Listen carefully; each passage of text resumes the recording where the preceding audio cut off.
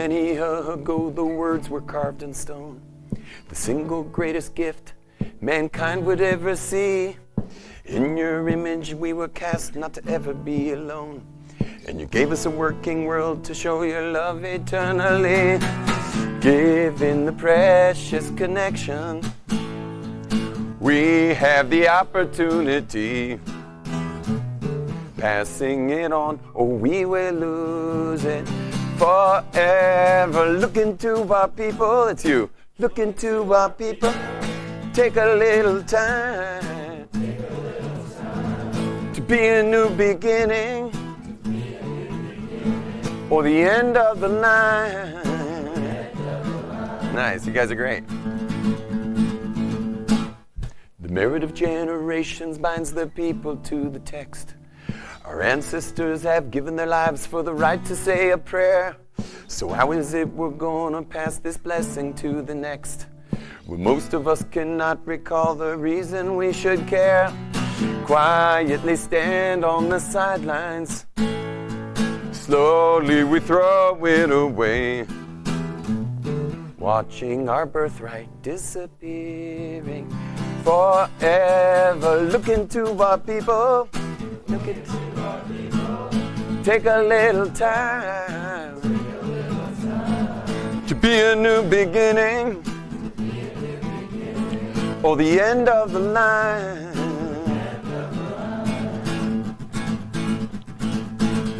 Chugga chugga dugga dugga. Woo.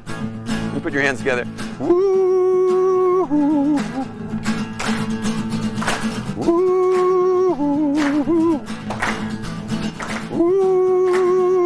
Oh. Woo. Woo.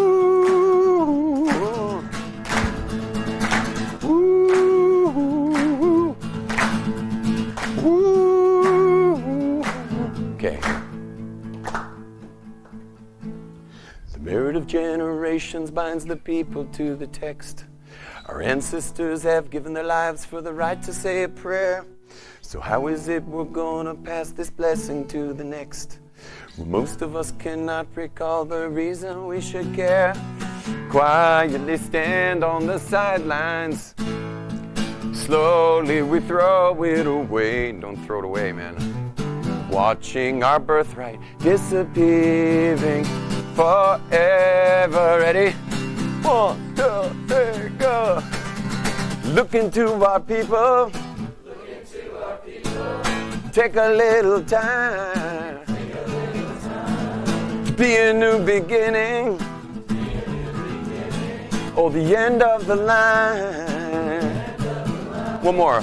Look into our people. Look into our mission.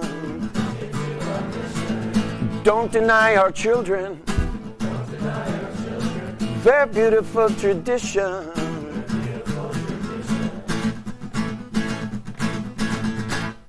Watching our birthright disappearing forever.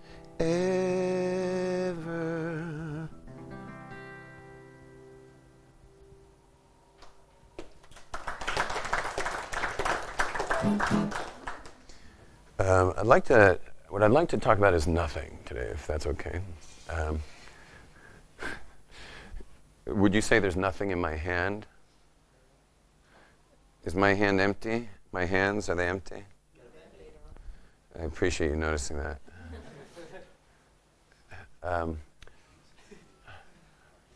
It's a hangnail. So there's nothing in my hands, guys? They're packed. My hands are packed. It's an amazing thing when you think about nothing. So we're going to try that a little bit right now. Everyone take a moment, try to think about nothing. It's probably not going so well. Okay? It's really hard to do. Some say it's impossible. Others say you can move to India, fast and be celibate for 12 years to have your first thought of nothing. Okay? It doesn't happen. The human brain thinks thousands of thoughts all the time. They're always couched in space and time. It's almost impossible to think of nothing. Yet, Whether you go by science or you go by Torah, everyone seems to hold that before there was something, there was nothing. Which we can't even conceive of. It's wild.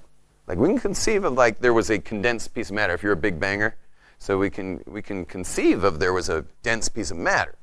We can conceive that something knocked it into expansion. That we can conceive of. But what preceded the dense piece of matter is totally inconceivable to the human mind. Yet, we all know intuitively that whatever that nothing was probably had something to do with the making of the something. Why?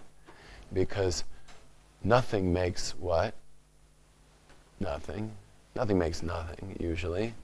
But in this particular case, something came from nothing. So how could we not say that whatever that nothing was made it? You hear that? Physicists totally agree on this. They just don't call it God, because they're physicists. Their job is science, measurements, right? You got to take an instrument and you got to measure it. Tell me, can you measure nothing? Can you measure anything outside of space and time? Also not. That's why they always call it the Big Bang what? Theory, because science ends where space and time begins. I mean, there's still science there, but it's theoretical. You're automatically in the realm of theory, which is cool. Nothing wrong with theory. And when you get to quantum physics, the theories are like so close to Kabbalah, it's scary. It's scary. And shamanism in general is there's a Kabbalah, shamanism, and quantum physics are like they're like bed buddies. You know, they're all connected. So anyway, but before there was something, there was absolutely nothing. And tell me, what's a bigger assumption? That the world made itself from nothing, or that whatever the nothing has made it? What's the bigger assumption? Again, I'll say it, that the world made itself. Something had to make this place. There was nothing before, whether you're science or Torah. There was nothing before. So something made it, okay? So we got two options. It made itself, or whatever the nothing is, which we obviously can't conceive of, had a whole hell of a lot to do with making it. Which one has the bigger assumption? The first one's a massive assumption. To assume the world made itself is a crazy assumption. Especially when you start thinking about cause and effect. Because every effect is because of a previous cause, which is the effect of a previous cause, which is the effect of a previous cause, previous cause. Everything in the entire scientific world as we know it is cause and effect. So why in the world, if we've never ever seen an effect without a previous cause, would we think that the entire world is the effect without a previous cause? In other words, that nothing had to have been the previous cause. You guys with me so far? Nothing has to be. We're doing Kabbalah now, which is my emphasis. That's what I'm here at Ish to teach. So the nothing had to have been the previous cause.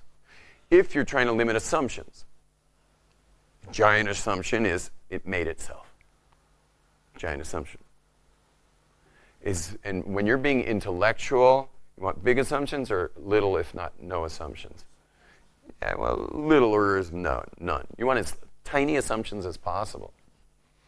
And it is absolutely human common sense that the nothing is what made the something. The whole first couple chapters of the book are all about why, because you got to explain the title. So the first chapters are why God hates religion. But I just want to give you one of them. What are religions often the most guilty of defining? God. Right? When religious people come to the clergy, so they're saying, tell us who God is. And the clergy's like, no problem. God is X, God is Y, God is Z, God is this, you know, telling you who God is. Want to hear something amazing? Judaism is the only tradition of all the world's religions. Judaism is the only tradition that leaves God alone. We don't mess with God. We keep him as a what? Just like the scientists. We keep him as a question mark. We don't know what it is. That's a very mature position to have your life totally aligned to Judaism and Torah and mitzvahs, having no idea who God is, and just letting God be everything and nothing at the same time, total, all possibility, total existence. You hear this? It's very cool. Whereas everyone who gave God identity, have they done God any favors?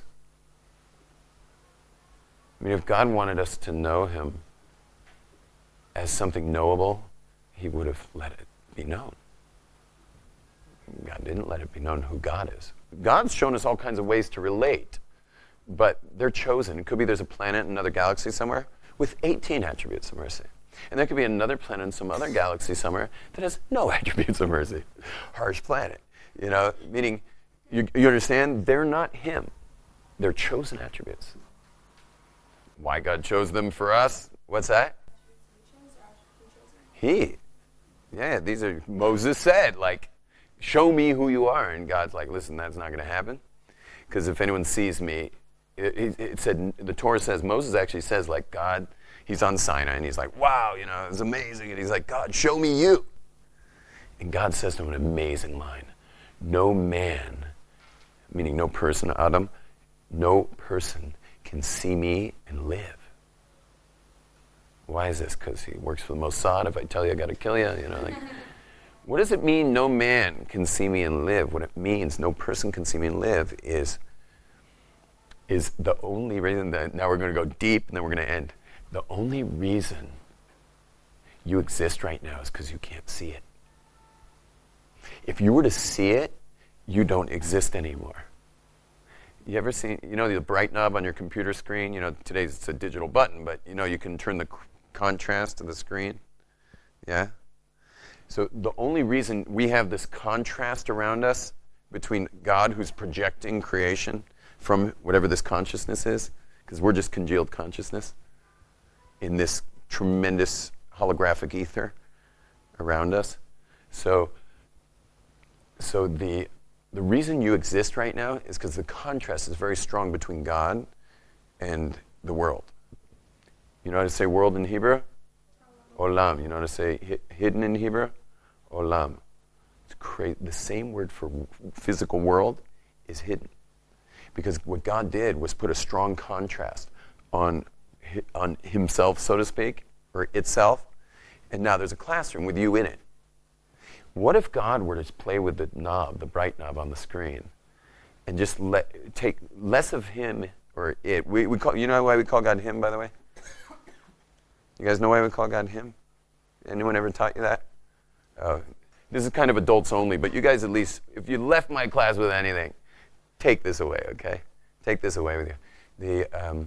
You got to use a bit of your adults only imagination here, but he, him, you know, all these male attributes are because Kabbalistically God is causing flow into existence. The masculine, without going too graphic here, guys, causes a flow, okay? And the female Kabbalistically receives that flow. Our entire creation is referred to in the feminine in Torah. And I'll give you another secret, is the commandments that men do that women don't, like tefillin, tzitzis, and all those things, is to feminize us so that we can be in that flow. Because think about it, God's causing flow, the world receives the flow. Women are totally chill with that. Men, on the other hand, you know, are trying to, like, you know, mark every little lamppost and bus bench, you know. They also want to cause all kinds of flow. It's a conflict. And so all those male commandments are basically handicap commandments to help get us more in touch with our feminine side so that we can receive in a relationship with God, so we can be receiving. But in conclusion, just to conclude this, if God were to play with the bright knob on this screen, we would become enveloped in light. Remember, in physics, the whole world's made of light energy, and the Kabbalah tells us the same exact thing. We've taken no leaps here of faith or anything.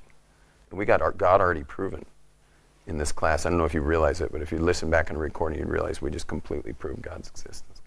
But the amazing thing is that we exist because God's messed with the contrast so that we can exist. And if God were to remess with the contrast, we would just fade out of existence.